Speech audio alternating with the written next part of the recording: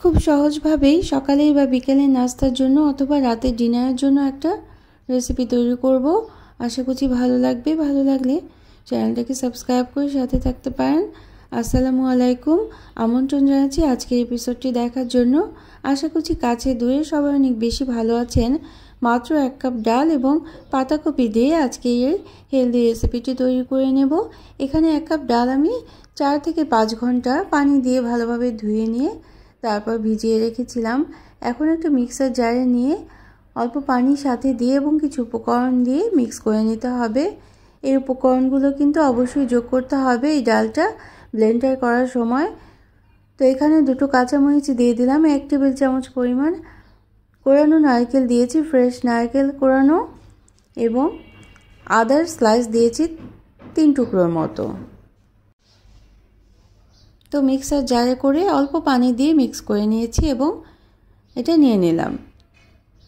তো এর সাথে আমরা পাতাকপিটাও খুব ভালোভাবে কুচিয়ে রেখেছি। একেবারে মিহি করেই কুচিয়ে নিতে হবে পাতাকপিটা। অবশ্যই কিন্তু আমি যে উপকরণগুলো যোগ করলাম, যেমন কাঁচামরিচ, আদার স্লাইস, নারকেল কোরানো দিয়ে অবশ্যই পেস্টটা করে নিতে হবে। তো কোরানো পাতাকপি কুচোনোটাও আমরা দিয়ে দিলাম। তো এখন সামান্য মশলাই কিন্তু দিয়ে দিতে হবে। তো আমি আজকে লবণ দিয়ে দিলাম পরিমাণ মতো এবং 3 টেবিল চামচ পরিমাণ চালের গুঁড়ো দিলাম। চালের গুঁড়োটা মুচমুচে একটা ভাব আনতে সাহায্য করবে। আর 1 টেবিল চামচ আটা আমি পরে দিয়ে দেব। তো 1 চা চামচ পরিমাণ চাট মশলা দেব এবং আধা চা চামচ ধনে গুঁড়ো, আধা চা চামচ জিরে গুঁড়ো দিয়ে দেব এবং কিছুটা গাজর কুড়ানো দিলাম। এটা একটা কালার আসবে এবং একটা মিষ্টি ভাবও তৈরি হবে এজন্য। তো পরিমাণ মতো লবণ দিয়েছি এবং ধনেপাতা কুচি দিয়ে মিক্স করে নিতে হবে। তো মিক্স করে দেখতে হবে বাইন্ডিংটা কেমন হয়। এটা কিন্তু দেখেই বুঝে নিতে হবে। শুধু সবজি থাকলে বাইন্ডিংটা ভালো হবে না। এই জন্য 1 টেবিল চামচ পরিমাণ আটা বা ময়দা মিশিয়ে নিতে হবে। আমি আরও কিছু ধনেপাতা কুচি দিয়ে দিলাম এবং 1 টেবিল চামচ আটা অবশ্যই মিশিয়ে দিতে হবে। এর পরিবর্তে একটা ডিমও দিতে পারেন। তো মিক্স করে নিয়ে আমরা এই প্যানকেকটা, ঝাল প্যানকেকটা তৈরি করে নেব, বা চাপটি পিঠা যাই বলেন, এটার নাম যাই হোক, খেতে কিন্তু অনেক বেশি সুস্বাদু হয়। তো 1 টেবিল চামচ পরিমাণ আটা দিয়ে দিলাম এবং 1 চা চামচ পরিমাণ শুকনো মরিচের গুঁড়ো দিয়ে দিলাম। এখন প্যানে 1 টেবিল চামচের মতো বাটার দিয়ে দিচ্ছি। বাটার দিয়ে তৈরি করলে এই স্বাদটা কিন্তু অনেকটাই বেড়ে যায়। তবে আপনারা চাইলে সাদা তেল কিংবা সরষের তেল দিয়েও এটা করে নিতে পারেন। তো এখন হাতে কিছুটা অংশ নিয়ে এভাবে চেপে চেপে চাপড়ির মতো বা প্যানকেকের মতো তৈরি করে নিতে হবে। তো এটা খুব সহজেই এবং একসাথে কয়েকটা দিয়ে তৈরি করে নেওয়া যায়। প্রথমেই কিন্তু উল্টে দেওয়া যাবে না। চুলার আঁচটাও কিন্তু একটু বাড়িয়ে দিতে হবে এবং যে প্যানে লেগে যায় না, পুড়ে যায় না, সেরকম একটা প্যান নিয়েই এই চাপড়িটা তৈরি করে নিতে হবে। আস্তে আস্তে উল্টে দিতে হবে এবং কিছুক্ষণ এভাবে করে রেখে দিতে হবে যাতে নিচ থেকে শক্ত হয়ে আসে।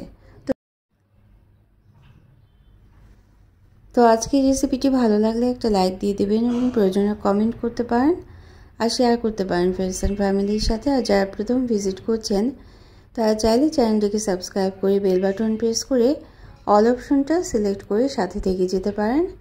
উপরে কিছু সাদা তেল দিয়ে দিলাম, চাইলে কালিজিরাও দিতে পারেন।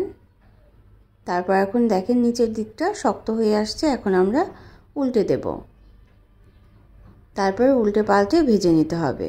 এ পর্যায়ে এসে চুলার আঁচটা কমিয়ে দিতে হবে, লেগে যেতে পারে এবং পুড়েও যেতে পারে। তাই প্রথম দিকে হাই মিডিয়ামে চুলার আঁচটা রেখে নিচের দিকটা শক্ত হলে তারপর উল্টে দিয়ে আস্তে আস্তে ভেজে নিতে হবে। তো অল্প তেল দিয়ে কিন্তু অবশ্যই ভাজতে হবে, তাহলেই কিন্তু খেতে অনেক বেশি ভালো লাগবে। এভাবে করে আমি সবগুলো তৈরি করে নিলাম।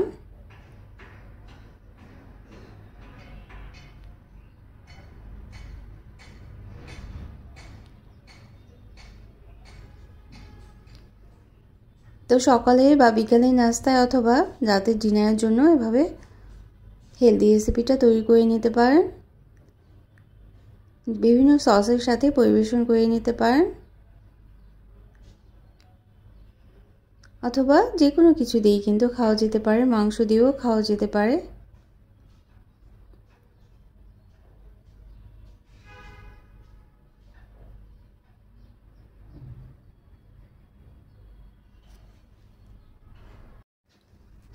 তো অন্য কোনো দিনে অন্য কোনো রেসিপি নিয়ে আসবো। সবাই অনেক বেশি ভালো থাকবেন। Thanks for watching.